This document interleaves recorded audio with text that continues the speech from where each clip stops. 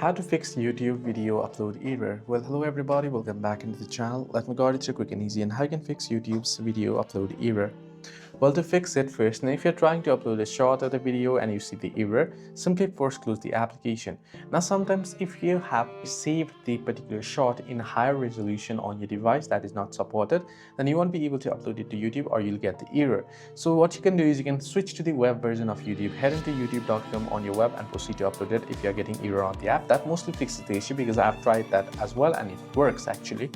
Now, other option is you want to first close the application, restart your network connection multiple times and then proceed to re-upload it. That is the second option. The third option is you want to open up your gallery and then open up the video that you're having problems upload. Now what you can do is you can tap on edit option on your device default. Now make sure you do not lose the video or shorts